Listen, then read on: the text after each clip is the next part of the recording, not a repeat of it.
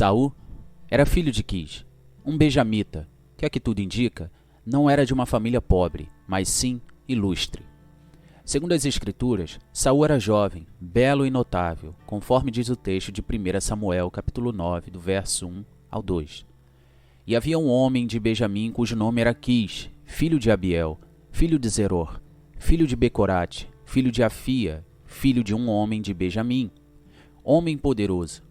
Este tinha um filho cujo nome era Saul, moço e tão belo que entre os filhos de Israel não havia outro homem mais belo do que ele. Desde os ombros para cima sobressaía todo o povo. 1 Samuel capítulo 9, verso 1 ao 2. Saul tornou-se rei a pedido do povo, o que não foi visto com bons olhos pelo Senhor, pois o Senhor é rei do seu povo, e o fato do povo pedir um rei significava que o mesmo estava rejeitando o governo de Deus. Eles queriam ser iguais às nações e não diferentes conforme o texto diz. E sucedeu que, tendo Samuel envelhecido, constituiu a seus filhos por juízes sobre Israel.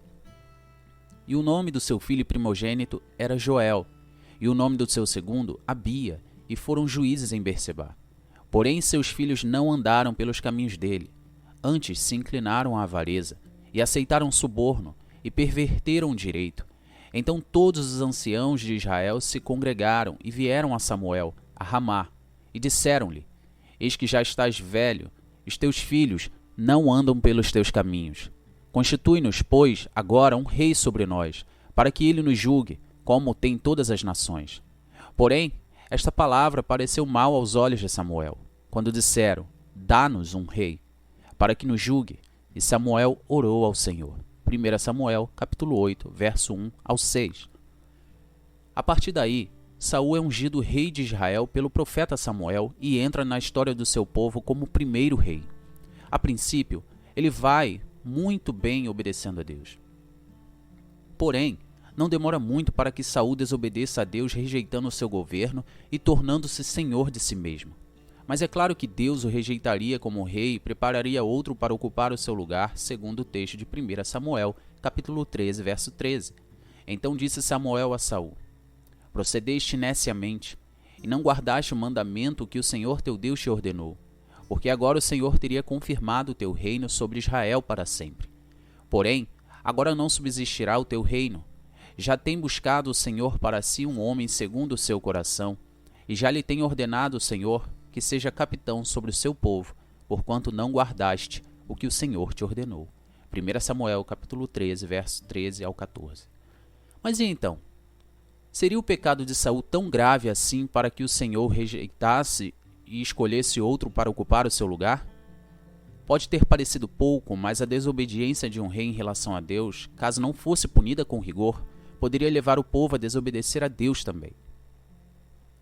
Como o relato das Escrituras mostram, o pecado da desobediência de Saul abriu portas para outros pecados mais graves, como por exemplo, Saul passou a perseguir Davi quando esse ainda não era rei e queria matá-lo. Saul mandou matar todos os sacerdotes de Deus que viviam em Nob, cerca de 85 sacerdotes, e também homens e mulheres e crianças que viviam na cidade. E porque Deus o rejeitou, consequentemente não ouvia mais a voz de Deus. Saul então foi consultar uma médium para ter revelações que o direcionariam na guerra, o que era explicitamente proibido por Deus. E perguntou Saul ao Senhor. Porém o Senhor não lhe respondeu, nem por sonhos, nem por Urim, nem por profetas. Então disse Saul aos seus criados: Buscai-me uma mulher que tenha o espírito de feitiçaria, para que vá a ela e consulte por ela. E os seus criados lhe disseram: Eis que em Endor há uma mulher que tem o espírito de adivinhar.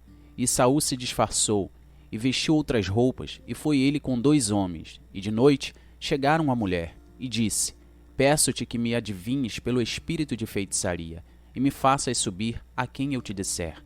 1 Samuel capítulo 28, do verso 6 ao 8. Infelizmente, os pecados de Saul eram gravíssimos. O fim de Saul foi trágico, mas porque, ao que tudo indica, não houve arrependimento de sua parte. Saul suicidou-se, terminando assim seus dias de reinado. Que possamos aprender com a história de Saul para não cometermos os mesmos erros, conforme alertou o profeta Samuel. Samuel, porém, respondeu: Acaso tem o Senhor tanto prazer em holocaustos e em sacrifícios quanto em que se obedeça a sua palavra? A obediência é melhor do que o sacrifício, e a submissão é melhor do que a gordura de carneiros. 1 Samuel capítulo 15, verso 22. Sejamos obedientes a Deus. Curta, compartilhe, inscreva-se.